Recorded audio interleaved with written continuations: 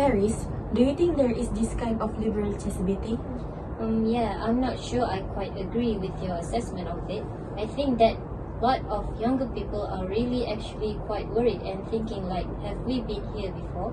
You know, I've been asking a lot of my older friends, you know, like this stability that we enjoy at the moment, is that just a recent thing? You know, because things have been unstable in the past.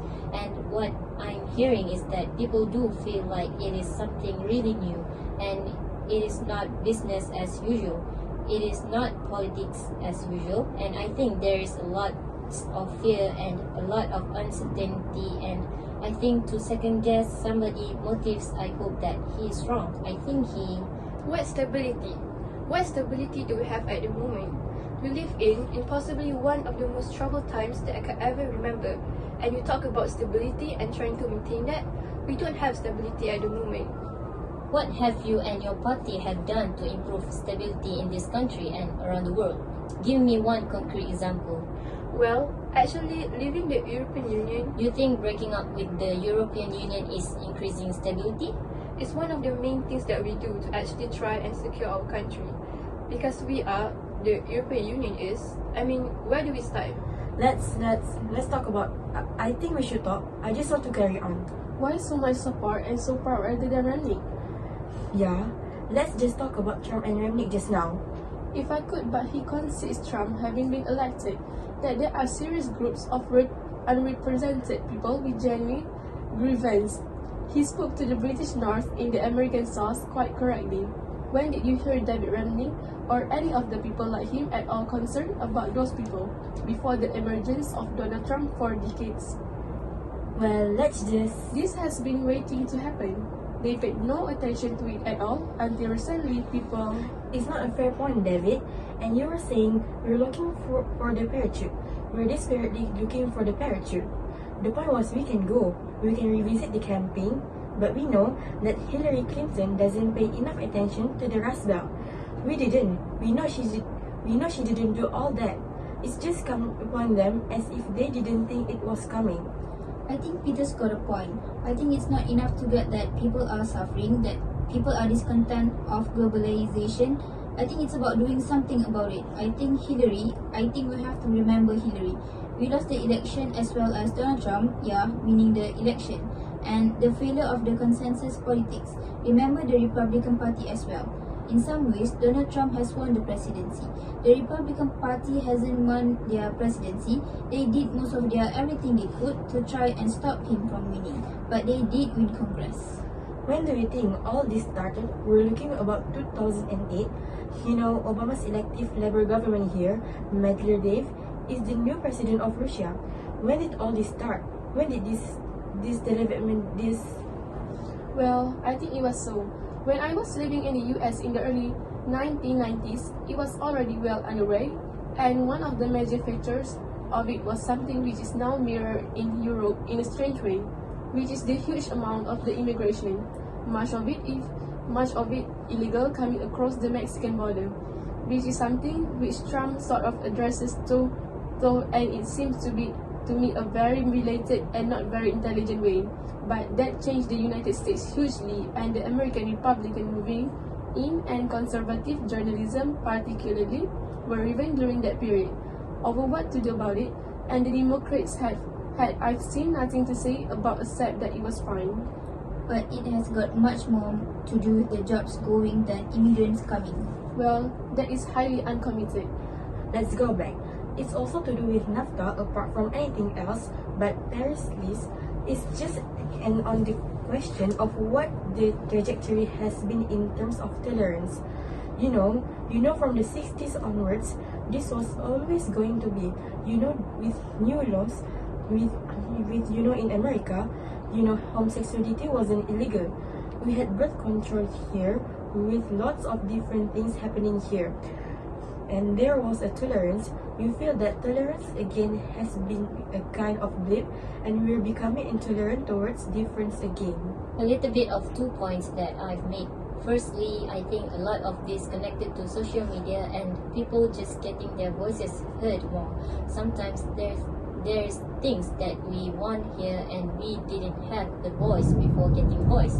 Sometimes that is people spreading hateful rhetoric, and I really surprised me when I first started seeing comments in the YouTube videos and seeing words that I had not heard in public for years. You know, really racist then thinking, God, this is still out there. It really annoys me, this characterization of it as a kind of response to political correctness gone mad, when actually in what we're seeing is just traditional sexism and racism and xenophobia recalibrating itself.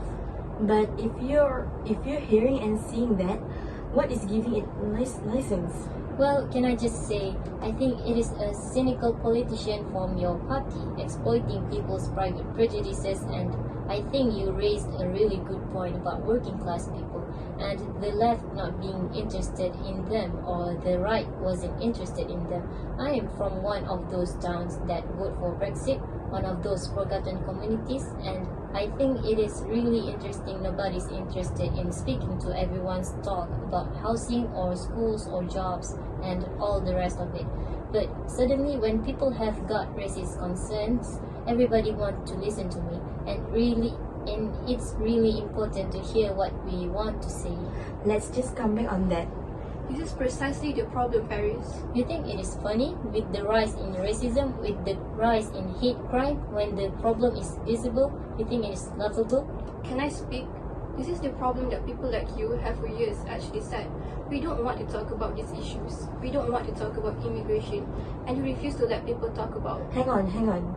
Excuse me, I presented a documentary for Radio 1 2 years ago in which we explored people's prejudices, and I went to meet a woman who wore a hijab because that was one of my prejudices, something that I felt personally in my head. We all have stupid private prejudice in our head. If I can just make this simple point, for a very, very long time, people who held perfectly reasoned views on all kinds of subjects from marriage to immigration, what she characterized is having something wrong with them. From both the right and the left? Like their phobia. Well, I think it was. It was a particularly left-wing tactic if you held it just in that view, about for instance that I mentioned its simplest. The level of immigration in this country, there were people who felt absolutely no compassion in smearing US racists. And this happened all this time, and there was a complete unwillingness to debate rationally. Was David, do you? You can say that, and there is something wrong, and this is recompense.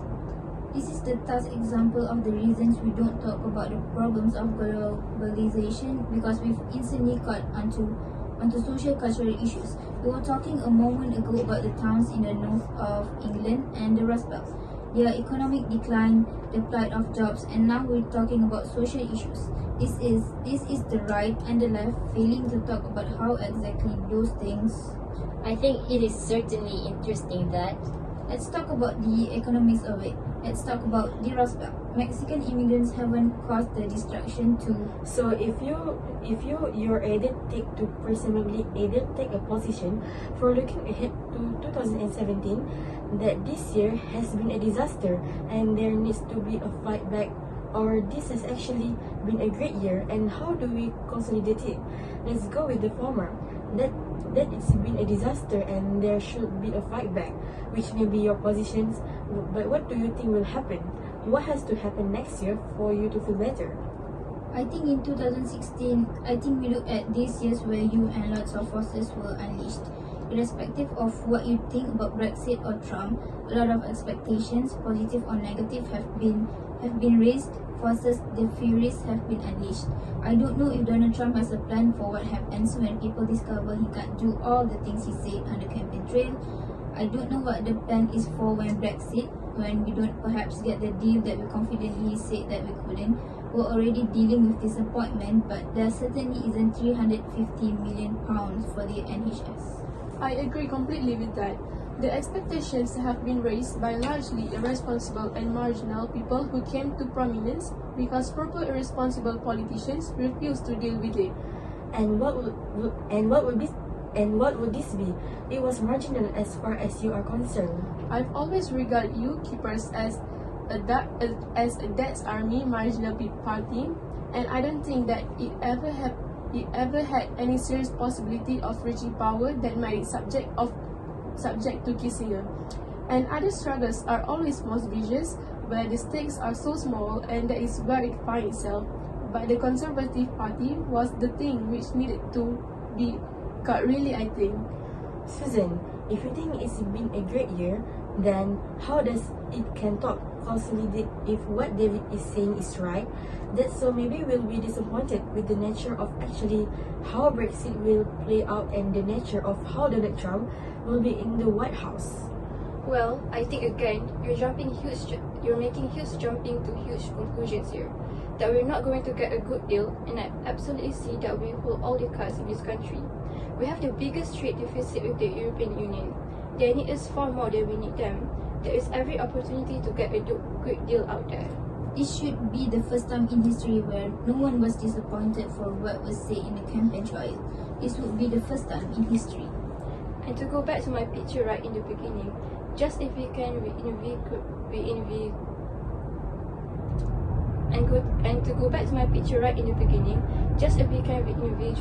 our fishing industry by getting control. We talk about it in relation to a photograph, as well as and how the EU has fishing rights. Okay, Paris, if you think, Paris, what do you need to have for next year? How will it get better? I'm pretty pessimistic at the moment, to be honest, and I think that there is a lot of provocation going on, and it is very interesting how this can we just have a debate about immigration turns into Polish centers being vandalized, rise in hate crimes, and I think a lot of people from marginalized background are really worried about it. It's not going to affect you.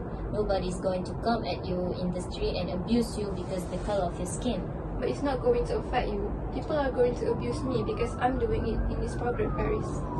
That is political persuasion. The point is nobody's going to attack you based on the color of your skin or who you are. This is all just an academic debate, but I think a lot of people are very worried. People will be organizing, and I think that we will see some really interesting activity next year. Okay, very, very quickly.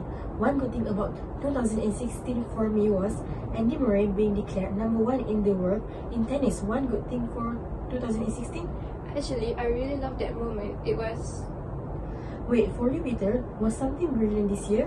I can't think of any good things apart from the opportunity to gloat at the discomfiture of my foes. Apart from that, no. Anything good, Paris? Madonna as a clown? I mean, what is going on? David? The Olympics. The Olympics.